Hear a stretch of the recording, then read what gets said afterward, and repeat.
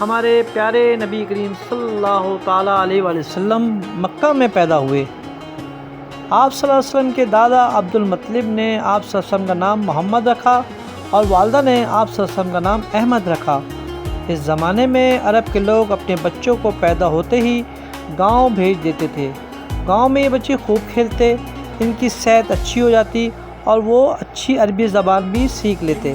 جب یہ بچے 2 سال کے ہو جاتے تو واپس اپنے والدین کے پاس آ جاتے۔ ہمارے پیارے نبی کریم صلی اللہ علیہ وسلم ابھی کچھ ہی دن کے تھے کہ گاؤں کی عورتیں مکہ سے نومولود اور چھوٹے بچوں کو لینے آئیں۔ ان گاؤں کی عورتوں میں بی بی حلیمہ بھی تھیں، جن کا تعلق سعد قبیلے سے تھا۔ ان کا خچر بہت کمزور تھا۔ سعد ایک کمزور اور بوڑھی اونٹنی بھی تھی، وہ بہت آہستہ چلتی تھی۔ حضرت حلیمہ سعدیہ آہستہ چلنے کی وجہ سے دوسری عورتوں سے بہت پیچھے رہ گئی۔ وہ سب سے آخر میں مکہ میں داخل ہوئیں۔ جب حضرت حلیمہ سعدیہ مکہ پہنچیں تو سارے بچوں کو کسی نہ کسی عورت نے گود لے لیا تھا۔ صرف ہمارے پیارے نبی کریم صلی اللہ تعالیٰ علیہ وآلہ وسلم باقی رہ گئے تھے۔ بی بی حلیمہ سعدیہ ہمارے پیارے نبی صلی اللہ علیہ وسلم کو گود لے کر اپنے گھر کو روانہ ہو گئیں۔ اللہ تعالیٰ نے حضور نبی کریم صلی اللہ علیہ وسلم کو بہت برکت والا بنایا تھا۔ راستے ہی سے حضور صلی اللہ علیہ وسلم کی برکات نظر آنے لگیں۔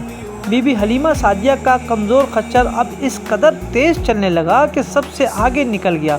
جب وہ گھر پہنچی تو ان کی بکریوں نے بہت زیادہ دودھ دیا۔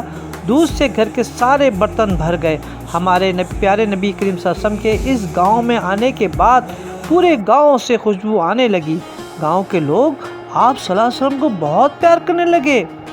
آپ صلی اللہ تعالیٰ علیہ وسلم بہت جلدی بڑے ہو رہے تھے۔ بی بی حلیمہ سعدیہ کی خواہش تھی کہ آپ صلی اللہ تعالیٰ علیہ وآلہ وسلم کچھ وقت اور ان کے پاس رہیں۔ چنانچہ آپ صلی اللہ علیہ وسلم جب 2 سال کے ہوئے تو بی بی حلیمہ سعدیہ آپ صلی اللہ علیہ وسلم کو لے کر مکہ آئیں۔ انہوں نے آپ صلی اللہ علیہ وسلم کو 1 سال اور اپنے پاس رکھنے کی اجازت مانگی۔ حضرت آمنہ مان گئیں اور بی بی حلیمہ سعدیہ بھی پھر آپ صلی اللہ علیہ وسلم کو لے کر گھر لوٹ گئیں۔ آپ صلی اللہ علیہ وسلم کو بی بی حلیمہ سعدیہ نے بچپن میں دودھ پلایا، اس لیے آپ صلی اللہ علیہ وسلم بی بی حلیمہ سعدیہ کے رضاعی بیٹے بن گئے اور اسی رشتے سے بی بی حلیمہ سعدیہ کے بچے آپ صلی اللہ علیہ وسلم کے رضاعی بہن بھائی بن گئے۔ 6 سال کی عمر میں آپ صلی اللہ علیہ وسلم حضرت آمنہ رضی اللہ تعالیٰ کے ساتھ اپنی نانی کے گھر مدینہ منور گئے۔ وہاں سے واپس مکہ آتے ہوئے راستے میں حضرت آمنہ کا انتقال ہو گیا۔